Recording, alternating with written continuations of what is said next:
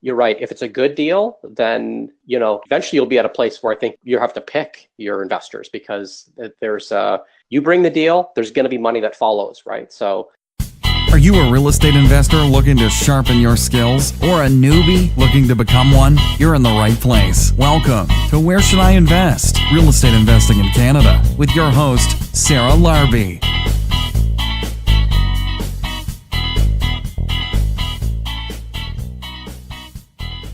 Hey everybody, it's Sarah Larby. Welcome back to another episode of Where Should I Invest? And today we are going to be speaking with Scott Zandbergen, who is an active real estate investor in the Ontario region. He has some properties in Oshawa, some in Hamilton, and then just recently purchased Welland, Ontario as well. So Scott is a father of two girls, and he is currently living in the town of Georgetown. And he's going to be sharing his success with you guys, also some challenges, how he's financed some of the properties, some really interesting conversation about mortgage plus improvement options. So if you don't know what that is, definitely tune in or talk to your mortgage broker about it, because it is a great option in order to have the bank loan you or give you back your renovation costs. Some similarities to the BRRRR strategy, which is definitely my favorite strategy. So we're going to be talking to Scott about that. And the other exciting thing is our So Right Club is rebranding itself, and we are really working on expanding our reach and creating some online content, making sure that we're able to help the others that are not necessarily in Southern Ontario. So we've actually dropped the SO, and we are just going to be the Right Club.com. Right is spelled REITE, so it stands for Real Estate Investing Training and Education Club. And so really excited. That is like one of the things that I've been working all throughout the summer with Alfonso and Daniel and Laurel, but we've come to 2018 now, so we've got a website that is ready to launch like in the next week or two. So right now we're just going into August, so by I would say next week, first week of August, you guys will actually be getting our invitations on the website itself. So really exciting. And if you guys haven't been to Right Club, aka previously So Right Club event, and you want to come as my free guest, just send me an email and you can come and see how it is for your first time for free. And you can either email me at sarah@sarahlarby.com, or you can go to my website, sarahlarby.com, and then just go to the contacts me page and just ask to be my free guest for the events. Anyone that has not been there and hasn't attended yet, you're more than welcome to come. So that's what's been going on. And other than that, I mean, I'm looking for another great deal, and I'm looking for something potentially to do a BRRRR with again, which is you buy a property, you renovate the property, rent out the property, and refinance the property. So definitely something that I'd be interested in keeping as my next deal. The cottage is actually going really well. Like just to give you guys a little bit of an update on the cottage, we ended up diversifying a little bit, aka wanting to get something a little bit more for us when it came to real estate. And so we used one of our properties, we ended up refinancing, and we used that money to pay down our cottage, or actually to use as the down payment for the cottage. And we decided to put on Airbnb and to rent it out, and it actually got rented out the entire summer. So really cool, because that whole property should be able to sustain itself. If we rent it for about 9 to 10 weeks throughout the year, mostly I'm guessing it's going to be in the summer, it's going to actually be able to carry itself. And we're not looking to make a fortune off this cottage, but it's nice to be able to say, let's enjoy the long weekends, and then the rest of the time we can rent it out, and when it's not rented out, we can go and enjoy it. And it's a little bit of a nice relaxing place, not necessarily in the city. So we're happy with that. And finally, the cottage is done, the flip is done, and at this time we are just about to list it. So I usually record my podcast 7 weeks prior, 8 weeks prior to releasing them. So I'm sure by the time that you guys are hearing this podcast, it's probably already going to be sold, probably already going to be closed by the new purchasers, and hopefully I've got something else to talk about, some new deals on the go. It's just important to always stay active. But, I'm a big believer in I'd rather buy nothing than buy horrible deals. But it's still important to keep looking, because when you are going to come across that great deal, you're going to know it's a great deal because of all the due diligence. Like, I probably write offers weekly. Most of them don't even get accepted because I lowball a lot of them. But that's the life of an investor. I'm not here to compete with retail buyers. So it's always, what I find is that in the fall and in the winter, it seems like it's easier to get deals because, this might sound horrible, but I'd call it the triple Ds. You get the deals because of the triple Ds, unfortunately, right? But it is what it is. So you have a lot of divorces, a lot of debt, people in debt that need to sell, and death. And the reason I'm saying that is usually when people plan to sell, they'll probably plan to sell in the spring or in the summer when there's a lot of buyers out there shopping. So sometimes when people are selling after that time, which is actually when I've pretty much bought every single property except for like one or two, I think, in the winter, people that sell, they may or may not have planned it. So you are able to sometimes get in without having tons of other retail investors competing for the same deal. Not always, but in the market that I was looking at, that has been the case in the past. So I'm looking forward to that colder weather only because of those deals. Otherwise, I'm not a winter person at all. So, but yeah, tell me when you guys buy your deals. I'd be curious to hear what you think and if there's a time during the year that works best. I know often people say, between Christmas and New Year's is a great option, but I'd love to get some input and see what you guys think. And if you would take a moment as well to give me a review on the iTunes podcast or whatever other way that you're listening to that would be awesome. And other than that, I think that's pretty much it. I'm available, I'm accessible. I think that every single person that has emailed me, I have responded to, and whether it's a question, whether it's a call, whatever you guys need, I am there to help support. So feel free to reach out. And with that said, let's get on with our interview. Take care, guys. Hey, Scott, how are you? I'm doing great. How are you, Sarah? Good. Welcome to the podcast. Super happy to have you on. Happy to be here. Absolutely. So I want to know all about you. I know you've got some properties in the GTA. And when did you get started in real estate investing? Well, I got started back in early 2014 is when I first, I would say, dipped a toe in the water. So 2014, it's funny, I originally was looking into vacation rentals because I was thinking that was the place to start. So I was out scouting properties in the winter of 2014 up in the Blue Mountain area, thinking that, hey, this would be a great idea, buy a nice chalet that I could use myself on the weekends and rent out otherwise. So that kind of is where I got my mindset started, I think, in that around real estate investing. Never ended up pulling the trigger on one of those properties, but instead that's what kind of got me on this track of thinking, hey, maybe there's a better way to do this. And the next thing I'm starting to look at regular single family homes and things like that. So yeah, that's how I got started. Yeah, absolutely. There's ways to make money in so many different types of real estate, but like you too, obviously the cottage or the summer properties or the recreational properties are fun, but my advice is, I just got a recreational property. I got a cottage this past spring, but and it was because of the real estate that we bought prior that helped pay for that cottage. But I would say as a first investment, probably wise that you decided to go to the other route as well. Yeah, that's not to say I'm not going to do what you did, get myself a good vacation spot somewhere. So that's still on the radar, but haven't done it yet. Yeah, I will say it's pretty nice. We're actually going up the cottage this weekend for the long weekend, and we rent it in between. So we're going to break even. It's not going to be a huge carrying cost regardless, but you're not going to be making the same kind of money as you would if you just buy some, simple, boring, buy and hold long-term types of real estate. So I want to dig in a little bit to your portfolio and just walk me through your journey. Sure. So let's see. Like I said, I started in 2014.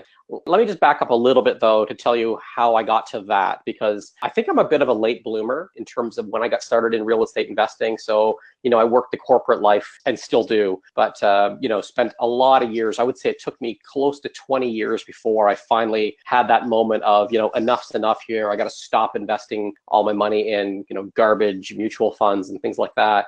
And then finally, took action and jumped into real estate, and that's 2014. But I, to this day, kicked myself that it took me that long to get to that point.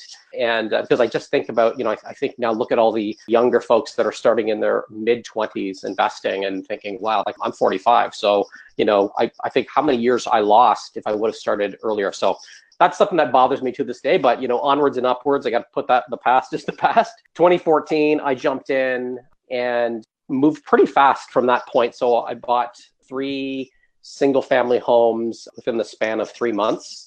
Congratulations. So, yeah. That's actually a pretty big move in year one. Yeah, but you know what it's like? I mean, I think you're experiencing this too, right? You get a taste of it, and everybody tells you that once you get into the world of real estate investing, it almost becomes a bit of an addiction because you realize what it can do for you, what it can do for growing wealth. And I just didn't want to stop, right? So I did those first 3 houses within a 3-month period, single families.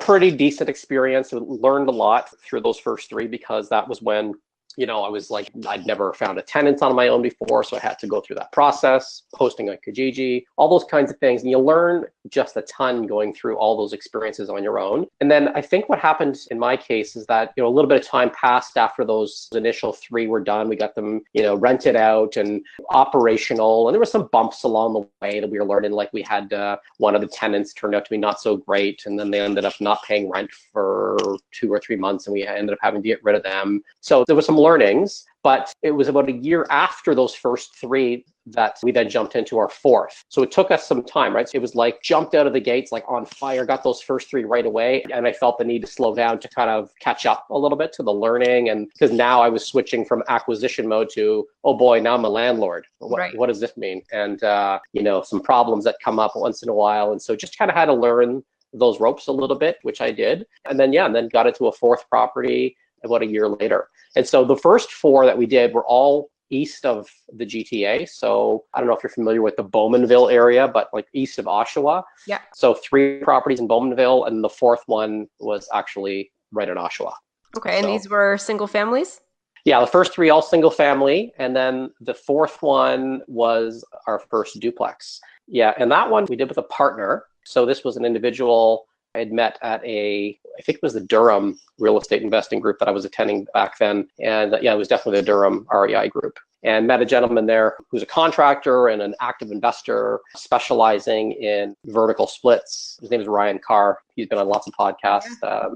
Becoming a bit of a celebrity. And so we worked with him on joint venturing on that 4th property, which was a duplex. And his model was really interesting because he's all about the vertical splits, right? So I want to talk about that. So what is a vertical split?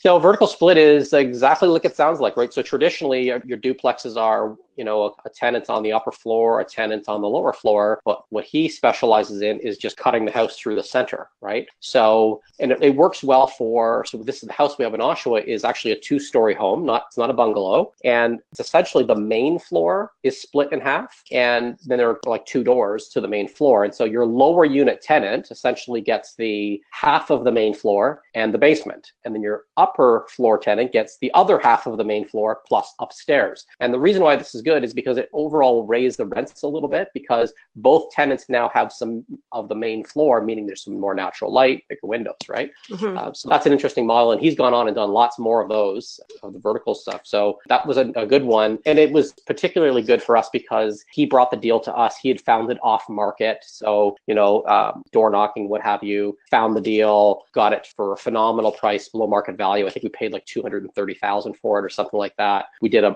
purchase plus improvement mortgage on that, recouped a lot of the renovation costs as soon as the work was done. And then after that was done, we refinanced it, pulled out even more money. And so we ended up with, not a whole lot of capital left in that deal, which is obviously the best case scenario, right? And then it cash flows phenomenally well. Now, of course, it's a joint venture, so we're splitting the money. But I mean, I look at that property today still and think, well, that was a home run, right? Back in, that was 2015 when we did that. It's worth, like I said, we paid about 230 for it. It's probably in the 450 range right now. That'd be worth. So, just amazing value. So, we have no intention of selling it. We're just it just keeps cash flowing, right? So awesome. I have a lot of questions about this deal, like 2 or 3 questions that just came up as you were talking. So, because there's a lot of listeners that are still fairly new, so they're hearing a lot of these terms like mortgage plus improvements and joint venture. And I just want to dig a little bit into, first of all, mortgage plus improvement. Do you mind sharing what that is for those that might not know? Sure. Yeah, I'm happy to. In fact, I've done 2 more since that property, and I think I'm going to do all my future deals the same way, because this is the best way to recoup a lot of your renovation costs. So essentially what you do is you buy the house for, in this case, $230,000. I could be off a little bit. I think it was 230 or 235.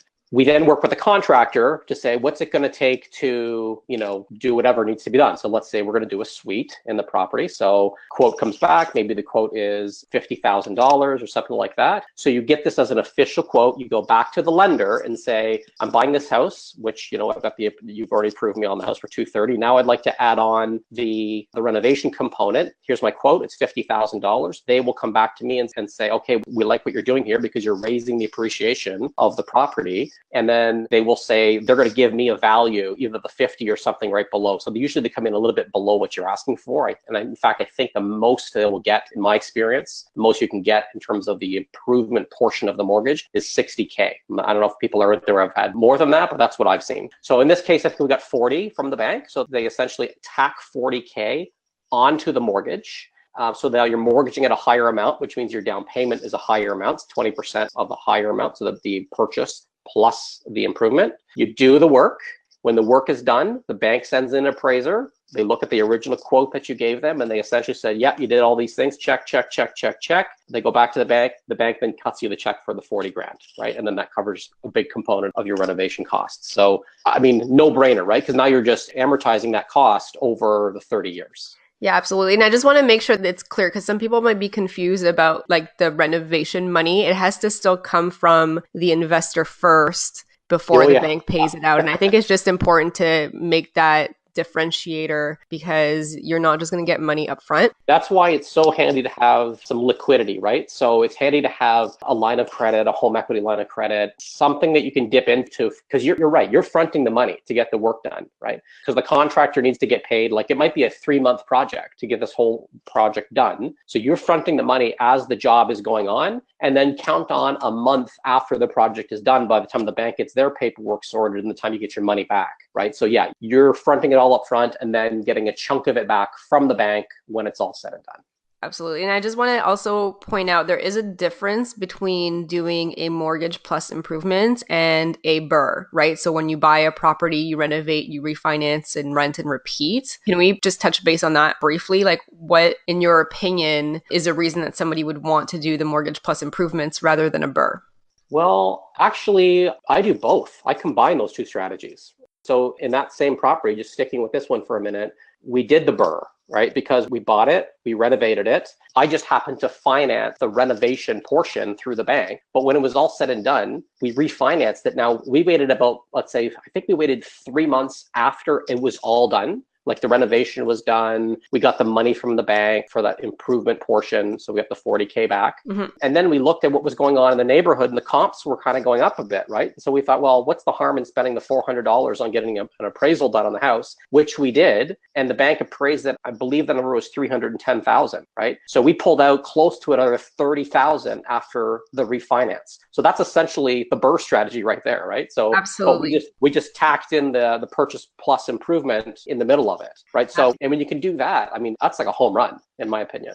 Yeah, for sure. I mean, it's really similar. I think that the only difference that I think, I mean, again, I'm not a mortgage broker, but I think is the reason that you would want to do a mortgage plus improvement is also because you don't necessarily have to wait a certain timeline and pay any fees. So if you get a mortgage, even if it's variable, you're still paying some fees to refinance. So is there any fees with a mortgage plus improvement?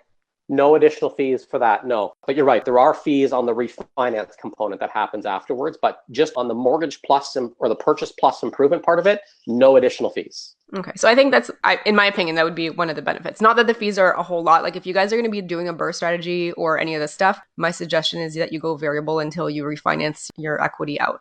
Yes, absolutely. I always go variable and continue to on the latest properties that I've done as well. Awesome. So I also want to talk to you about your joint venture and how you happen to find Ryan. I think you mentioned the Durham REI, but how did you guys have that discussion? What did you do? Did you incorporate? Like, can you walk us through the process? Because a lot of people are thinking, okay, maybe I have 2, 3, 4 houses. How do I scale up? How did that happen for you?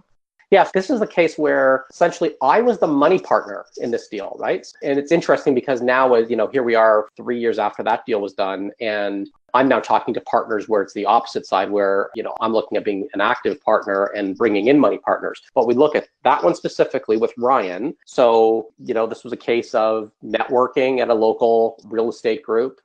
I met him a couple of times. He spoke at the groups. I could tell he knew what he was talking about. He had a lot of expertise in this area. Working with the city of Oshawa to get properties suited and all of that. So to me, that just lended a lot of credibility, and I learned about him a little bit. And then just, conversations came up, and then, one thing led to another. He eventually came to us with an opportunity and said, I'm looking for investors. And I just jumped at it. I mean, some people might say, you're crazy. You hardly know the guy. That's kind of true, right? So maybe a bit of a risk, but I don't know. I tend to be the kind of individual that, I'm too trusting sometimes. I get to know somebody. I meet them at a group 2 or 3 times, seemed like a stand-up person, right? So I just jumped in and did it. So now we did do the legal paperwork. So we have a joint venture agreement between the 2 parties. This was not in a corporation. I mean, I think his component might be because he has a contracting business and all of that. But for myself, this was completely separate, no corporations involved. So we just did a separate document lining the responsibilities of the partners. So we have the money partner, we have the active partner being him, and he was going to be property managing, doing a lot of the work, and obviously he brought the deal in the first place, right? And I think that's the important part. I mean, a lot of newbies and people that are, somewhat experienced as well, they wonder how they're going to get a joint venture money partner. But I will say, I will gladly go in if somebody brings me an awesome deal. It's got to be awesome. Why wouldn't we? I mean, there's lots of investors, and even I have a lot of investors coming to me and saying, hey, when you find something, if you find something awesome, let me know and I'll be your money partner. And I think, if you have the deal, you're probably in a better spot than the person that has money, because there is money to be found if you have a deal. I 100% agree. I think you're right. If it's a good deal, then, eventually you'll be at a place where I think you have to pick your investors, because there's you bring the deal, there's going to be money that follows, right? So I'm actually, like I alluded to a minute ago, I'm starting to find myself now in that situation where, because I've continued on with my journey and doing some more investing, and then word starts to get out a little bit, right? Now people kind of in my network have been reaching out and want to potentially partner up, right? So, and that's without really even trying on my part, just kind of happening. I've been sharing some stuff on my social media, here's what I'm up to. I did a video last weekend of a property that we're renovating out in Welland, actually.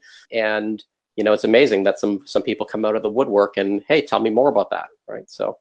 Yeah, absolutely. That's really cool. And then the vertical split. And I don't know how involved you were with the vertical split, but when it came to permits and all that stuff, how was it similar as you would if you were just to do a basement unit? Yeah, same situation. So it's still, in this case, the city of Oshawa. And because Ryan had done several of these already, I think, has kind of built that reputation up with the city. And I think that helps a lot. But nothing really unique, though, from the standpoint of getting legal, because, I think in the year or so prior to this, Oshawa had changed some of the regulations and made it a little bit easier to get properties suited. So a lot of investors this was, 2014, 2015, a lot of investors were focused on buying Oshawa bungalows and putting those suites in. And then, then Ryan came along and was starting to do this vertical suite strategy. But I think the city inspector said, hey, it still checks the boxes. The ceiling height still matters. You still need forms of egress from the basement, all those kinds of things. All those things still matter.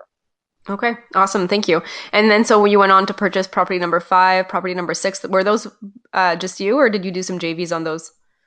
So, yeah. So between property 4 and 5, I switched jobs. So started with a new company and still in corporate life. And so a couple of years went by where I did nothing. And again, here, I talked in my story about earlier about how my first 20 years, I'm like, what a waste of time that was. Now I'm like, those 2 years went by. I'm like, I didn't do anything in 2 years. What is wrong with me? So I'm like being really super hard on myself, of course. So finally got my act together, after having some time in the new job, and then kind of kicked myself in the pants and said, I need to start getting back out to some real estate networking events. And we'd also moved. So we were living more like in the downtown area of Toronto at this time. And then we moved out we live in Georgetown now. So kind of the other side of the GTA, because my job was now in Mississauga. So I wanted to be closer to that. So got networked in this side of the city, started going to some of the meetup groups in Oakville. And then I started going to the So Right Club. I've attended 2 or 3 of those meetings now as well, just to kind of get plugged into what's happening on this side of the city.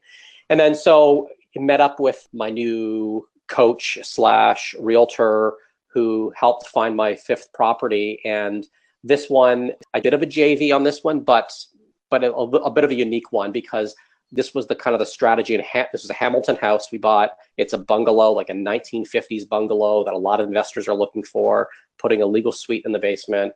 And because I was I'd never gone through the process myself of managing a renovation, I decided to do a JV partnership on this one. Favored more towards me though, because I was the money partner and I wanted to be pretty hands-on, but I wanted to work with a partner that was going to really run the process from, A to Z and do the property management going forward and all of that. This one went swimmingly well. So again, put the legal suite in. We did the mortgage plus improvement or purchase plus improvement again on this one. And I just refinanced this one as well in less than a year. It's another case where we did the purchase plus improvement plus the BRRRR, and it's doing really well. So it's right now cash flowing over $700 a month with a suite plus the main floor. So the basement plus the main floor. And yeah, it's great. And that one kind of opened my eyes to the opportunity that is in Hamilton, right? And so I know you invest a lot in Brantford, and I know you're aware of what's going on in Hamilton. There's a lot of good opportunity on the west side of the GTA, as I'm discovering, right? Like it's the St. Catharines and Brantford and Welland, and so much opportunity here. And, the population's growing, and the GO train lines are expanding, and, didn't really have any trouble finding suitable tenants for that place. It always takes maybe a month or 2 longer than you want it to. You have to kind of be ready to carry it.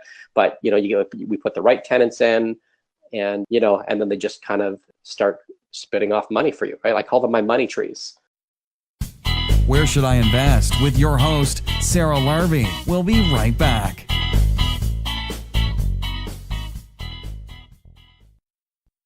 Hey guys, I just wanted to take a quick moment and pause the podcast interview here because I wanted to introduce you to Dalia Barsoom of Streetwise Mortgages. I am a big believer, as you guys probably have heard, work with a mortgage broker. They are going to help you scale. And when I was first growing in real estate investing and looking to buying my 2nd property and my 3rd property, I was going directly to the bank then. I hadn't met Dalia yet. And I actually was hitting a roadblock when it came to financing because the bank started asking me for 25% as the down payment. And then for my 3rd property, they wanted 35%. And it was really, really hard for me to A, understand why it was creeping up like that, and B, I didn't have 35% to put down, I had 20%.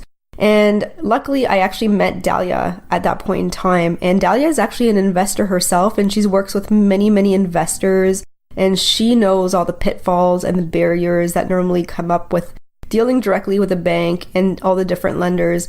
And Dalia was actually able to not just find me proper alternatives, but I've got 9 properties now and I'm still able to get financing with A lenders, and it allows me to be able to scale up without hitting the financing wall. And so she's been a tremendous help. So the other thing I really, really enjoy is Dalia also does a free goals analysis. So if you go to either my website or her website, streetwisemortgages.com, mention the podcast and ask for the free goals analysis, it was a game changer for me.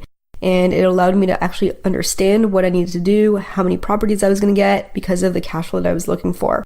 If you guys wanted to reach out to Dalia You can reach out to her by email, which is info@streetwisemortgages.com, or you can actually reach out to her on the website at streetwisemortgages.com and then just go to the contact section. And you can also call her at 1-800-208-6255. Thanks for listening, and back to the show. Back to the show. Where should I invest? Real estate investing in Canada with your host, Sarah Larby. Yeah, very cool. So how are you finding tenants? Are you trying to find them before your house closes? Are you doing anything beforehand? Or are you waiting until the house closes to start advertising? How are you doing that right now? So I love looking for tenants before the house closes, for sure. If it's turnkey, I'm all over that, right? So if I fast forward to property number 6 that I bought, also in Hamilton, it was closer to a turnkey, beautiful main floor, recently renovated. That's a property that closed just in May of this year, 2018. And I had it rented prior to May 1st. So basically I used my walkthroughs as part of the offer. So you get like 3 or 4 walkthroughs or whatever as part of your condition to buy, and use those to bring tenants through or prospects through. And had 2 or 3 really interested parties, had, I think with 3 applications for that one, picked the right one. And then he moved in literally the day after I closed on it. Cause I said, can you give me 1 day just to make sure, the place is tidy and whatever else. And so that's what we did. So it worked out really well. And the amazing part about that, by the way, is, so he gave me first and last month's rent before I even closed on the property. And then I signed the paperwork at the bank, and the first mortgage payment didn't come out until, it felt like the first week of June or something. Like it just seemed like a long time. And in the meantime, I'm building up the bank account with the rent payment. So it had a nice buffer in there, right? So, because there were some maintenance, little things I wanted to do to the property. So it's like, I didn't even have to go out of pocket to spend, $1,000. It was just, the money was just sitting there right away. So that was amazing. I mean, I wish they were always that easy.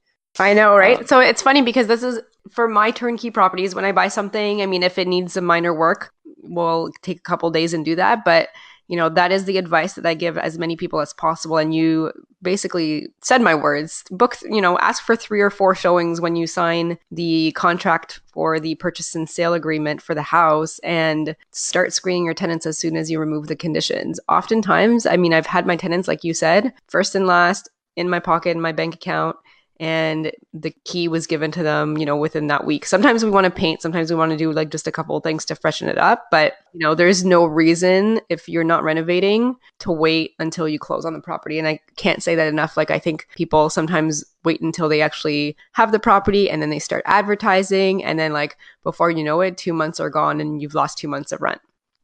Yeah, I totally love that strategy. Like, I was so keen to, because I knew this one was, the main floor was just ready to go, right? Beautiful. And so the second I had the accepted offer on the house, I was already writing my ads. I didn't post it quite yet, but I was just like, when should I post? When should I post?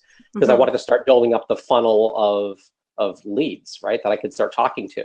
And by the way, just so you're aware, and I don't, otherwise I'll say it now in case we don't get to it, I love Neighborly for screening my tenants. Great online service, just makes it so much easier. That was the first house that I did it for. So that was my 6th house, I think. So started using Neighborly. So I have a conversation with a prospective tenant, and I'll just say to them, hey, I'm going to need you to fill out an application. I just need your email address. You're going to get an email from a service called Neighborly, and just go in, fill it out online. Just go through, follow the steps. It asks them all the questions about their work history, upload documents, upload pictures of their pets if they have any, it asks for it all. Then as soon as they're done, Neighborly sends me the report and uses all these algorithms to say whether or not they think this is going to be a good tenant. So it'll have things like, hey, on a scale of 0 to 100, what's the likelihood this tenant's going to break their lease early? 65. What's the credit score like? What's the likelihood they're going to do damage to your property? I don't know how they're figuring that stuff out, but it's all in this really cool report they give you, right? And so I take that and then I take it a step further. So I'll then do my own due diligence. So I'll call their employer, or I definitely creep them on LinkedIn and Facebook and that kind of stuff to see who they are and see how much of a party animal they are or whatever, right? So I do that work. But then you take that coupled with the report you get from Neighborly, and you feel pretty good about the screening process. Yeah, that's really cool. I've seen Neighborly around, and it's Neighborly. You got it. Just if you guys are typing it up. But, it is a really cool service. So I haven't personally used it myself. I think for, potentially the next tenant or two, I mean, a lot of people speak very highly of the service. I mean, exactly like you said, I don't know how they do their algorithms, but I think there's a lot of research and a lot of studies and everything that go into that. And the other piece, and I'm glad that you said it, is it's important that regardless of what the report says, you probably should yourself call the employers, call previous landlords, the past landlord, and do your checks as you would normally. I think you use it in conjunction with the stuff that you would do yourself as well. And it just helps speed up the process, in my opinion. And, I don't think it's very expensive either. Like, how much was it? Well, wait for it. It's free. For you, right? For you, but not for the tenant. No. It's free for the tenant. It's free for everybody. Yeah, this is what's awesome. So, I mean, they make their money. Well, first of all, they're a small startup, right? So they're a company based in Toronto. They are funded by venture capital. So they're in the mode of acquiring customers, right? So I don't think they're making a ton of money right now, but they have some stuff on the horizon. I saw them come to a real estate event within the last 6 months. They spoke at one of the ones in Oakville, and they talked about their path to monetization. And they're doing things like they're going to be selling tenant insurance, for example, because they're basically building a database of tenants up, right? And so they're going to sell products to those tenants over time, and insurance would be one of them. So, but for me, just the time it has saved me has been phenomenal. So I think it's a no-brainer, because you think about the alternative, like what are you going to do? Send somebody a PDF and have them fill it out and send it back to you or something? It just seems really, really antiquated, right? Yeah, no, absolutely. So for the tenants, how long does it take them to fill it out? Do you know? Not long at all. I mean, it's several steps. So I went through it just to see what it would be like. I had one person at one point say, "Hey, that was hard. It was difficult." And I'm like, "Well, okay, well, because it asks you to have some of your documents ready, right? So it'll ask you for, I think, a pay statement or something, the standard kind of stuff. Right. So you have to be a little bit organized when you're going through the process. That's just doing good due diligence on picking a tenant. So you should make them jump through that. And if they complain, I'm like, well, maybe you're not the tenant for me. No, exactly. I mean, especially in Ontario, I mean, there is really very little risk that I want to take when it comes to screening tenants and picking the right ones, because it is a lot.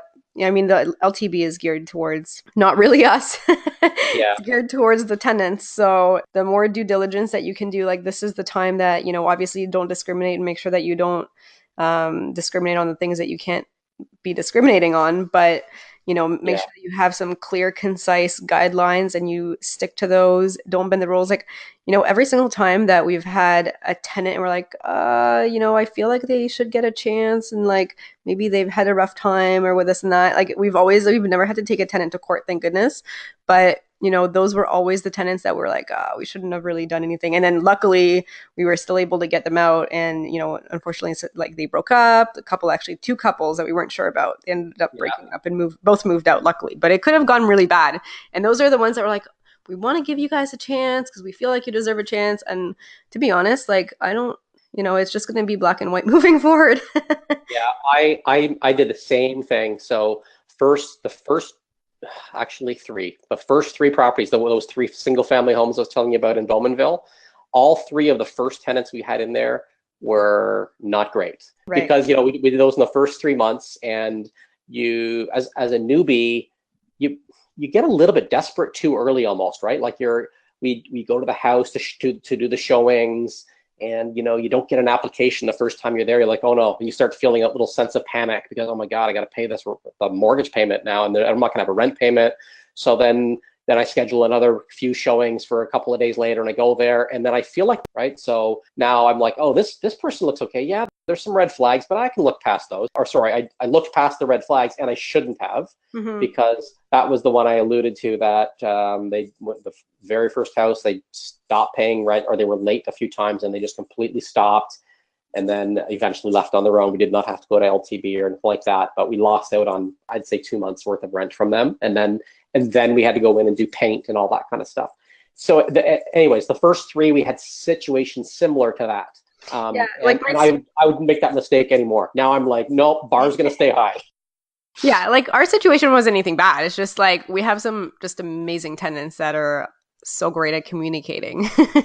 Some of them weren't on as good, and like the ones we have we're happy with. But yes, of course, like I would just say stick to, if any red flags, just pass on it. And and then the other thing I started doing in the last couple of years that has really helped is I ran every single person's name through my paralegal. So I have a paralegal that I have, and literally when I buy a property or I'm getting new tenants, I'm like, hey, have you ever heard of so and so and so and so? And she's at the courtroom all day. So yes would be bad. That's a brilliant strategy. I think I heard this on one of your other podcasts, and I actually wrote that down. So I was like, I need to do that. Now, I'm not as fortunate in that my properties are spread across, lots of different areas right now. I wish they were all in one city, and then, you have that benefit of the paralegal knowing, the professional tenants in town.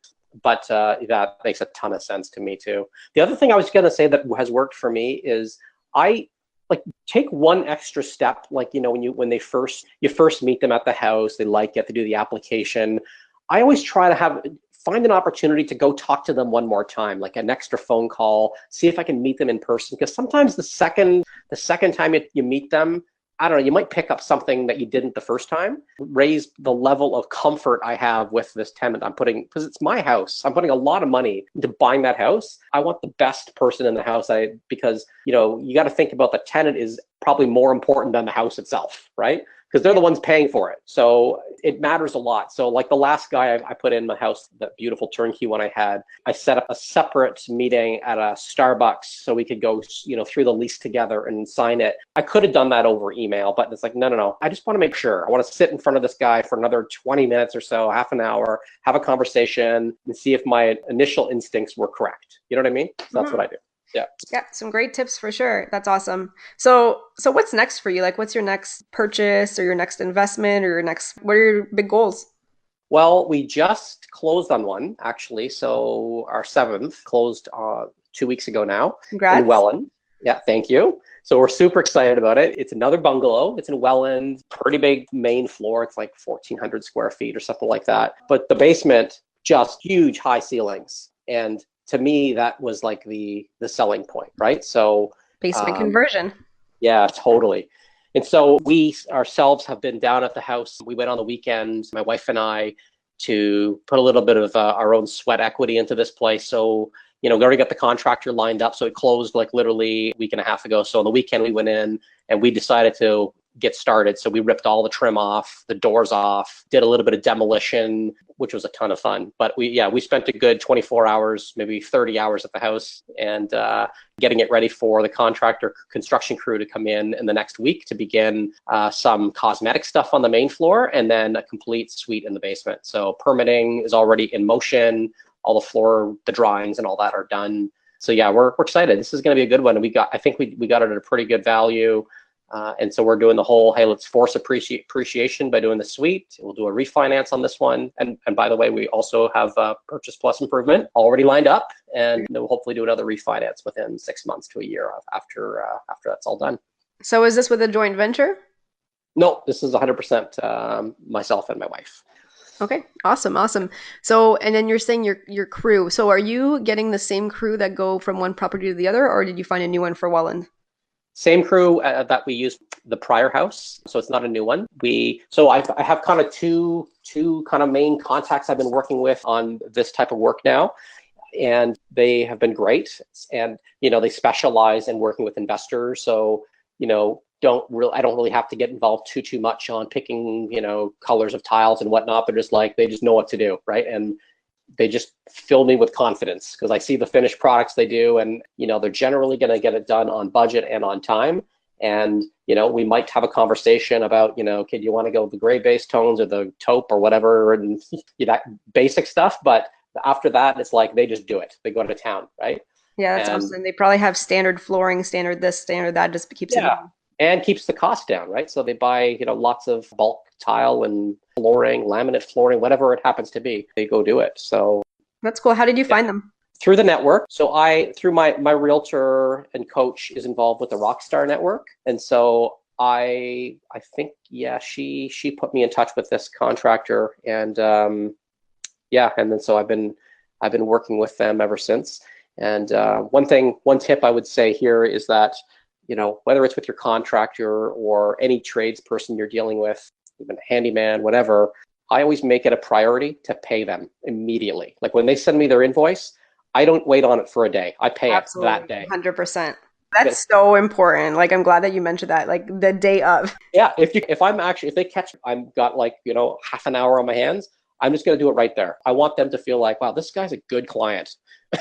Because when I call for the next one, I want them to be, clamoring over my business, right? I mean, and they work hard. I want to make sure that they know that I respect the work they do. And the other thing that I try to do is when they send me their quotes, I mean, I'll go through it and we'll have a conversation about it, but I'm not going to nickel and dime them to death, right? Because at the end of the day, I'm playing the long game here. So, if it's going to cost me an extra $5,000 because they think I need to do whatever, I'm going to take their advice most of the time. But the more I do it, I think the more I understand it. And that's kind of also why I wanted to go into the house myself this weekend and get involved in the demo. And the contractor came for the first little bit. And we talked about what we were going to do. And I just want to know enough to be dangerous, right? So that I feel more confident in the work that's being done going forward. Absolutely.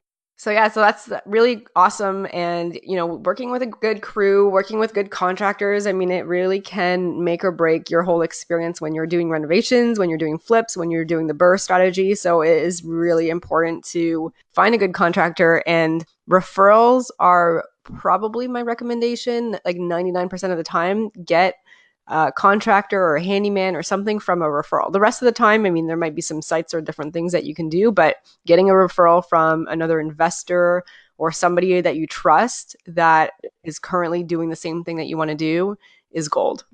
Exactly. Yeah. And then treat them like gold.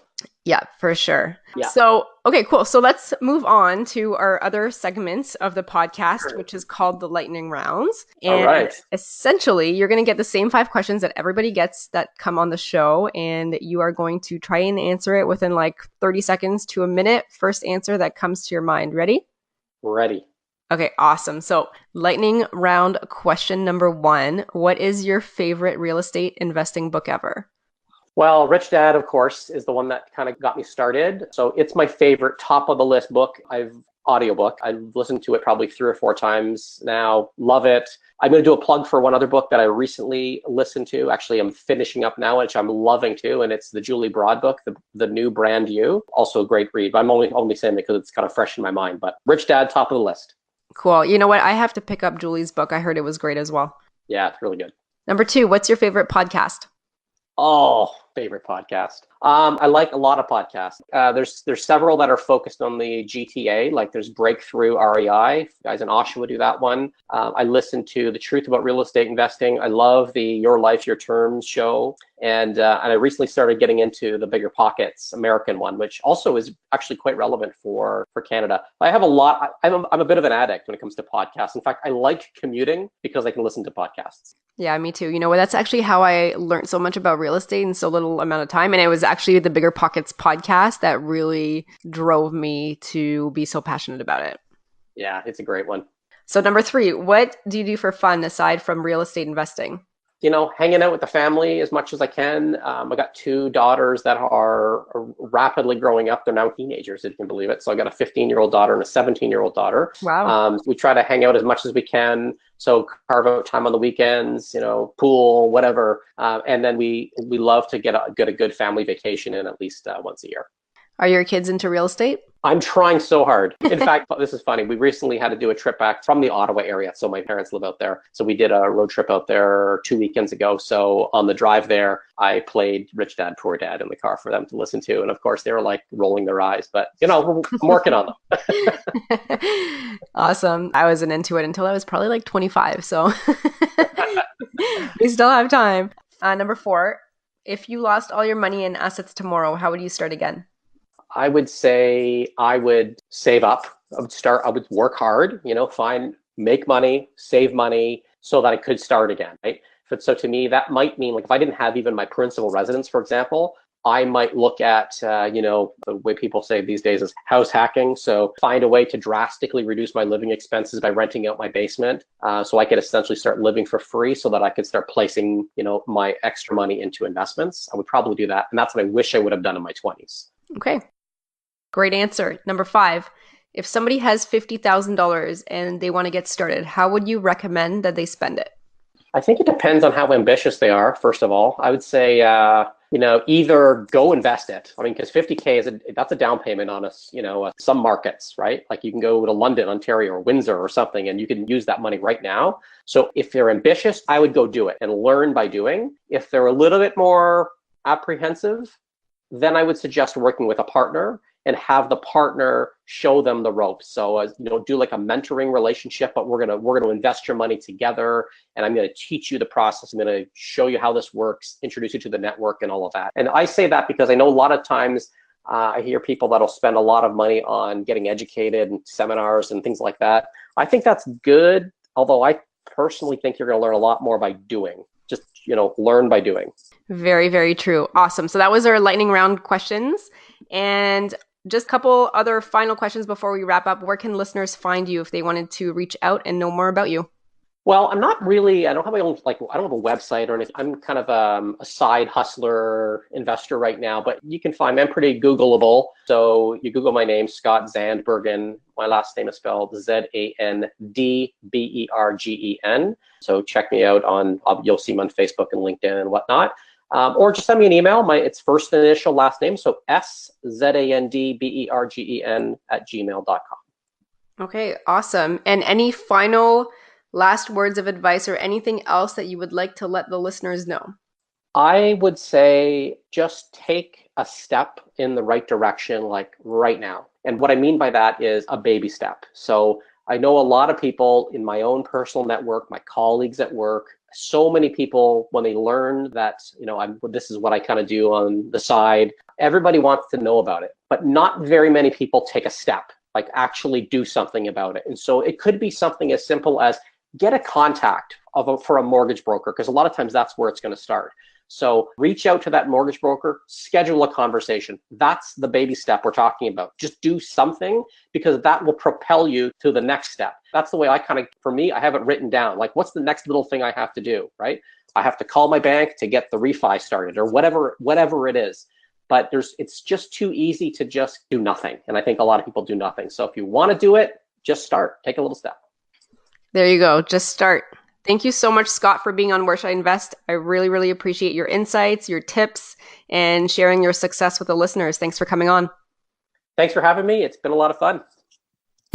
Thanks so much for listening to Where Should I Invest with your host, Sarah Larby. Make sure to listen in next time. We'll catch you on the next episode of Where Should I Invest?